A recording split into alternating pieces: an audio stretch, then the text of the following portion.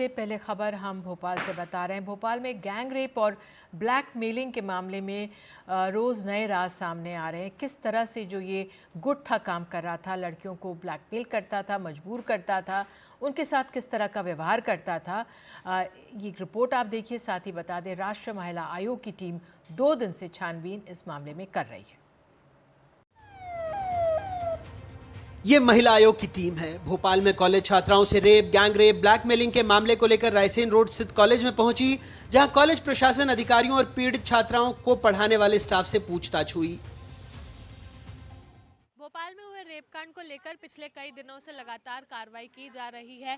राष्ट्रीय महिला आयोग की टीम भी इस मामले में जांच पड़ताल के लिए गठित की गई थी। वो 3 सदस्यीय टीम पिछले 3 दिनों से भोपाल में ही मौजूद है और आज टीम प्रबंधन यानी कि कॉलेज प्रबंधन से पूछताछ करने के लिए संबंधित कॉलेज पहुंची है। एसडीएम इस वक्त यहाँ पर मौजूद है, उन्हीं के साथ में यहाँ पर आयोग की जो टीम है वो यहाँ पर पहुंची थी। वो टीम की तस्वीरें इस वक्त हम आपको दिखा पा रहे हैं। आप देखिए, टीम में जितनी भी लोग मौजूद है वे सभी लोग यहाँ पे आज पहुंचे थे। जांच कमेटी की अगर बात करें तो यहाँ पर पहुंचकर उन्होंने तमाम बिंदुओं पर चर्चा की और साथ ही में पूछताछ की है। कॉलेज आई थी और अभी आपने देखा यहाँ पे क्लब 90 पे आई थी। जी सर, आगे कितनी कार्रवाई उनके द्वारा भी की आयोग की टीम ही बता पाएगी। मैं तो जस्ट चूंकि एरिया में थे, वो आए थे इसलिए मैं देखने आया। वो अपना कर रहा है, उनकी एक टीम बनी हुई है, वो अपना इंक्वायरी कर रहा है। इसके बाद महिला आयोग की टीम क्लब 90 पहुंची, कॉलेज से महज 100 मीटर दूर। नगर निगम की वही प्रॉपर्टी जहां मासूमियत का सौदा होता था। एनडीटीवी के पास मौजूद ये तस्वीरें बता रही हैं, ये महज एक इमारत नहीं बल्कि एक जाल था जहां कई जिंदगियां तहस नहस हुई। पुलिस ने होटल को सील कर दिया है और अब जांच जारी है। दिन पहले राष्ट्रीय महिला आयोग की एक समिति भी गठित की गई थी। वो टीम जो है वो पिछले 3 दिनों से भोपाल पहुंची हुई है और इस वक्त जांच पड़ताल करने और मामले में कार्रवाई करने के लिए वे क्लब 90 पहुंचे हैं, जहां पर ये आरोप लगाए थे कि जो आरोपी थे वो पीड़िताओं को लेकर पहुंचते थे। मौके पर टीम जो है वो जगह जगह पहुंचकर जांच पड़ताल कर रही है। तमाम बिंदुओं पर यहाँ पर मौजूद लोगों से भी पूछताछ कर रही है। आप जो टीम देख रहे हैं उसमें समिति की अध्यक्ष और झारखंड की पूर्व डीजीपी निर्मल कौर मौजूद है। जबलपुर हाईकोर्ट की अधिवक्ता निर्मला नायक यहाँ पर मौजूद है और उन्हीं के साथ में यहाँ पर जो आयोग है उसके अपर सचिव आशुतोष पांडे भी मौजूद है।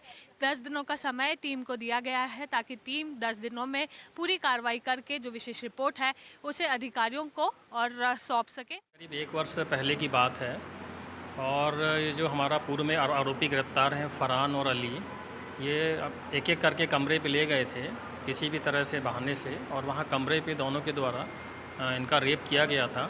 इसीलिए हमने गैंग रेप की धारा 376D और 506 उनको धमकी देने की, वीडियो ब्लैकमेल करने की और भी ऐसी बातें थी जो कि धर्म संबंधी थी, तो इसलिए हमने मध्य प्रदेश का धार्मिक स्वातंत्र अधिनियम की धाराएँ लगाई हैं।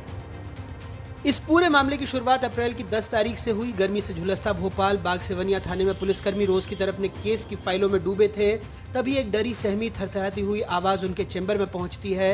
सामने खड़ी थी एक लड़की, बोली, सर, एक लड़का मुझे परेशान कर रहा है, उसके मोबाइल की जांच होनी चाहिए।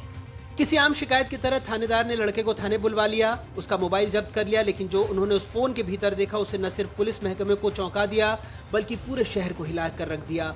उस मोबाइल में थे 12 से ज्यादा अश्लील वीडियो, हर वीडियो में एक अलग लड़की, और उसी पल शुरू हुआ एक सनसनीखेज खुलासा रेप, गैंग रेप और ब्लैकमेलिंग के एक ऐसे नेटवर्क का जिसने भोपाल और आसपास की मासूम जिंदगियों को शिकारी जाल में जकड़ रखा था। पुलिस को शक है ये वीडियो पॉर्न इंडस्ट्री में बेचने की तैयारी थी। मोबाइल से डिलीट वीडियो भी रिकवर हो रहे हैं, बैंक खातों की जांच चल रही है। ये बात सही है, अगर पुलिस बहुत तत्परता से काम नहीं करती, पुलिस बहुत सारी चीज़ों में खुद इनिशिएटिव नहीं लेती, तो एक संभावना थी और ये बिल्कुल संभव था और आरोपी का भी ऐसा कहना था, वो वीडियो वायरल कर दिया। 2 मई को भोपाल के 26 चौराहों पर प्रदर्शन हुआ। इस घिनौनी वारदात के खिलाफ गुस्सा उबल पड़ा। लेकिन सबसे बड़ा सवाल, आखिर कैसे लड़कियों को फांसता था ये गैंग, कैसे बनता था यकीन का रिश्ता जो बनता था ब्लैकमेलिंग का हथियार। इस खौफनाक कहानी की शुरुआत होती है साल 2022 में। एक बड़े कॉलेज के बाहर कुछ युवा बातचीत कर रहे थे, वहीं पहुंची 11वीं क्लास में पढ़ने वाली एक लड़की अपनी बड़ी बहन से मिलने, लेकिन उसे नहीं पता था इस मुलाकात के बाद उसकी जिंदगी कभी पहले जैसी नहीं रहेगी। बड़ी बहन की दोस्ती के बहाने छोटी बहन को निशाना बनाया गया और फिर वो सिलसिला शुरू हुआ जो किसी हॉरर थ्रिलर से कम नहीं। 16 साल की नाबालिग फरहान उसे बाइक पर घुमाने ले जाता है, फिर एक दिन भोपाल के अशोका गार्डन इलाके में एक कमरे में ले जाकर उसका बलात्कार करता है, वीडियो बनाता है और धमकी देता है, अगर कुछ कहा तो सबको दिखा दूंगा। इसके बाद कई बार जबरदस्ती, धमकी, मारपीट और ब्लैकमेल। 8 अप्रैल की रात फरहान इंदौर पहुंचता है। आधी रात को लड़की के घर का दरवाजा खटखटाता है, चाकू दिखाता है, फोन छीनकर फ्लाइट मोड में डाल देता है और बनाता है न्यूड वीडियो। उस दिन लड़की ने अपने डर को हिम्मत में बदला, रिश्तेदारों से बात की और 10 अप्रैल को भोपाल के बाग सेवनिया थाने पहुंच गई। जब फरहान को हिरासत में लिया गया और उसका फोन खंगाला गया तो पुलिस के भी होश उड़ गए थे। लेकिन यहीं से शुरू होती है एक साहसी मोड़ की भी कहानी। पीड़िता ने हार नहीं मानी, उसने वीडियो देखकर दूसरी लड़कियों की पहचान की, उनसे संपर्क किया और कहा, डरोगे तो ये गैंग और बढ़ेगा, लड़ना पड़ेगा। कुछ लड़कियां जो बदनामी के डर से पढ़ाई छोड़कर गांव लौट गई थीं, वो भी लौट आईं। अब तक 6 लड़कियां FIR दर्ज करा चुकी हैं। इस मामले में फरहान मुख्य आरोपी है। लड़कियों को फांसने वाले गिरोह का मास्टरमाइंड। वीडियो वायरल करने की धमकी देकर कई लड़कियों से उसने ज्यादती की। साहिल खान मूलतः पटना का रहने वाला है। अशोका गार्डन इलाके में डांस क्लास चलाता था। इसके मोबाइल में कई आपत्तिजनक वीडियो मिले। अली खान जून 2024 में अशोका गार्डन के एक होटल में बंगाल की छात्रा से दुष्कर्म किया। वीडियो बनाकर फरहान को भेजा। जुलाई 2024 में मिलने के बहाने बुलाया। यहाँ पहले से फरहान मौजूद था। वीडियो वायरल करने का डर दिखाकर फरहान ने गलत काम किया। साद उर्फ शमसुद्दीन मैकेनिक है और फरहान का दोस्त। 500 रुपए के लालच में यही लड़कियों को लाता ले जाता था। फरहान के कहने पर जबरदस्ती उन्हें गांजा पिलाने का भी काम करता था। अबरार कोलकाता का रहने वाला है, भोपाल पढ़ने आया था लेकिन पढ़ाई बीच में छोड़कर वापस चला गया। गिरफ्तारी के लिए टीम कोलकाता रवाना हुई। इसके कमरे में लड़कियों से दुष्कर्म हुआ। नबील बिहार का रहने वाला है, बीच में पढ़ाई छोड़कर चला गया। लड़कियों को बदनाम करने में इसकी भूमिका रही। इसके भी कमरे का इस्तेमाल किया गया। उसका कुछ तो गलती है ना। अब बाप हूँ तो मैं उसको छोड़ तो दूंगा नहीं। अगर उसने गलती की है तो न्यायालय सजा देगा और मैं तो उसको निकाल ही दिया है। अब मेरे दिल से उतर गया है। मैंने जिस तरीके से उसकी परवरिश करी, जिस तरीके से उसको रखा, तो अब इस तरीके से दोस्त यारी में साथ रहने के बाद उन्होंने जो कहा तो उससे तो मेरे दिल से उतर ही गया ना। इस मामले में सिर्फ अबरार अब फरार है। 2 मई 2025 की रात करीब 11 बजे भोपाल के अशोका गार्डन पुलिस फरहान को उसके साथी अबरार की तलाश और सबूत जुटाने के लिए सीहोर के बिल्किसगंज के लिए लेकर निकली। आरोपी ने रास्ते में टॉयलेट करने का बहाना बनाया, गाड़ी रुकवाई। सब इंस्पेक्टर से पिस्टल छीनने की कोशिश की। पुलिस और आरोपी के बीच झूमाझटकी हुई। गोली चली जो फरहान के पैर में लगी। फिलहाल उसका इलाज चल रहा है। रातीबड़ के पास जो सर्वर गांव पड़ता है, वहाँ पर जो ये मुख्य आरोपी है फरहान, उसके द्वारा टॉयलेट जाने का बोल करके गाड़ी रुकवाई गई, जिसमें जब जो स्टाफ उसके सुरक्षार्थ लगा हुआ था उसमें से सब इंस्पेक्टर से उसने पिस्टल छीनने का प्रयास किया, जिसमें उन दोनों के बीच में छीना झपटी हुई और एक फायरिंग इंसिडेंट हुआ जिसमें फरहान को जो है पैर में गोली लगी है। उधर सरकार ने पूरे राज्य में लड़कियों के साथ योजनाबद्ध तरीके से प्रेम जाल, धोखे, धमकी के माध्यम से धर्मांतरण की जांच को लेकर राज्य स्तरीय SIT का गठन कर दिया है। टीम की कमान भोपाल देहात के IG अभय सिंह को सौंपी गई है। SIT संबंधित जिलों में हुई ऐसी घटनाओं की पहचान और विस्तृत जांच करेगी जिनमें बालिकाओं या महिलाओं को बहलाकर, धमकाकर या प्रलोभन देकर धर्मांतरण के लिए विवश किया गया हो। घटना में शामिल लोगों या गिरोह की पहचान कर उनके खिलाफ कड़ी कार्रवाई सुनिश्चित होगी। किसी अंतर्राज्यीय या विदेशी नेटवर्क की संलिप्तता की भी जाँच होगी। ये बहुत ही निंदनीय है और इस तरह के किसी भी कृत्य को बर्दाश्त नहीं किया जाएगा। पहले भी मध्य प्रदेश में हमने इसके खिलाफ कानून बनाया तो धर्म स्वातंत्र अधिनियम, उसके तहत कार्रवाई भी हुई। भोपाल के मामले में भी SIT गठित की गई थी, पर उसके बाद 2-3 शहरों से और ऐसे मामले संज्ञान में आए हैं, तो प्रदेश लेवल की SIT बनी है और ये सुनिश्चित है कि इस तरह से किसी को भी बर्दाश्त बख्शा नहीं जाएगा, घोर से घोर कार्रवाई की जाएगी। क्योंकि ये कहानी सिर्फ एक गैंग की नहीं है, ये कहानी है उस सिस्टम की जो अब जाग रहा है, उस समाज की जो अब आवाज उठा रहा है और उन लड़कियों की जिन्होंने अपनी टूटती आवाज को हथियार बना लिया है। भोपाल से निहारिका शर्मा के साथ अनुराग द्वारी की रिपोर्ट, NDTV। और अब बात पश्चिम बंगाल की करते हैं। मुर्शिदाबाद हिंसा के करीब महीने भर बाद आज पश्चिम बंगाल के मुख्यमंत्री ममता बनर्जी 2 दिन के दौरे पर मुर्शिदाबाद पहुंची हुई हैं। उन्होंने कहा है कि वो हालात सामान्य होने का इंतजार कर रही थी। ममता बनर्जी ने बीजेपी पर तीखा प्रहार करते हुए कहा है कि दंगा साजिश के तहत कराया गया। उन्होंने राज्य में हिंसा पर राज्यपाल की रिपोर्ट को लेकर कहा है कि मुझे जानकारी नहीं कि राज्यपाल ने गृह मंत्रालय को क्या रिपोर्ट दी है।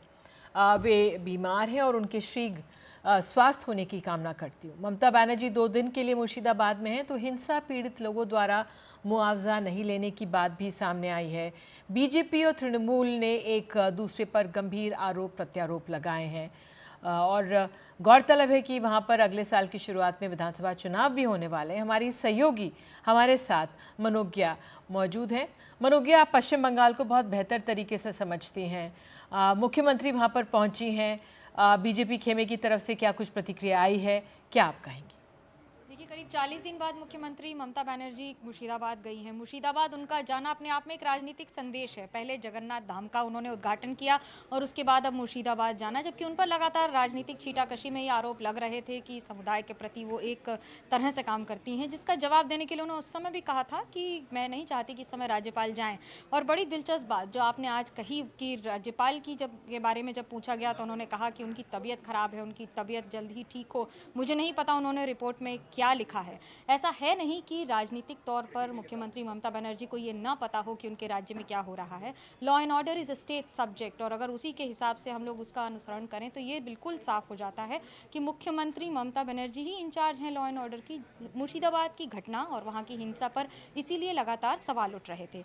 कई ऐसे परिवार अभी भी हैं जिन्होंने मुर्शिदाबाद मालदा में अभी तक मुआवजा नहीं लिया है। इस पर जब पूछा गया तो उन्होंने साफ कहा कि मुझे पता है नहीं लिया गया है, लेकिन हो सकता है इस पर राजनीति हो। राजनीति के रंग निधि अभी लगातार बरकरार हैं और ये क्योंकि अगले वर्ष चुनाव होने हैं, ये रंग सिर्फ और ज़्यादा गहरे और गंभीर होते जाएंगे। बिल्कुल, बहुत बहुत धन्यवाद मनोज्ञा आपका इस जानकारी के लिए। और आइए आगे बढ़ते हैं।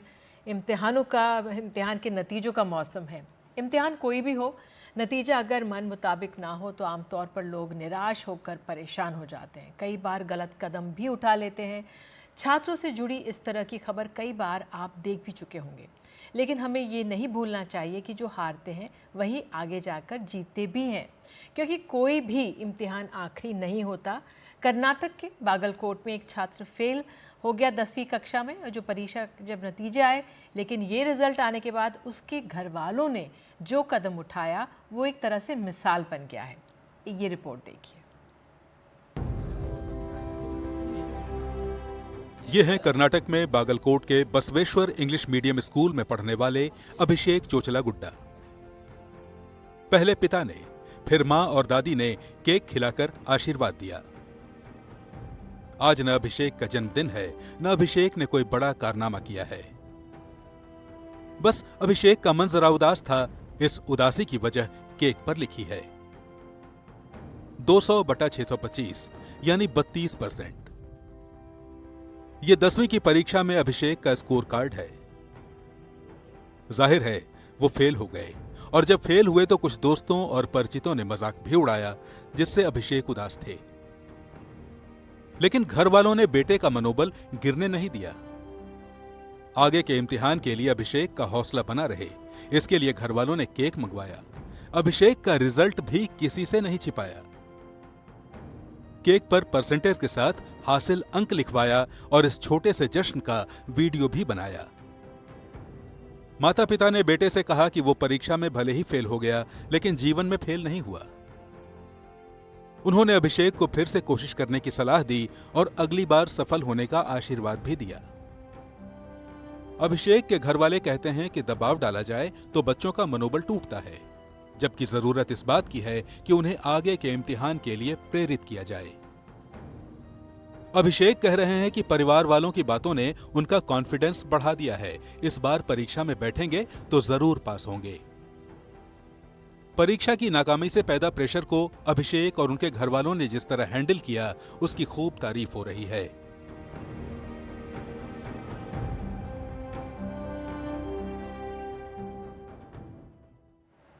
तो बच्चों पर विश्वास बनाए रखें, बच्चों का हौसला बना रहता है। इसी के साथ न्यूज़ 8 में इतना ही। नमस्कार।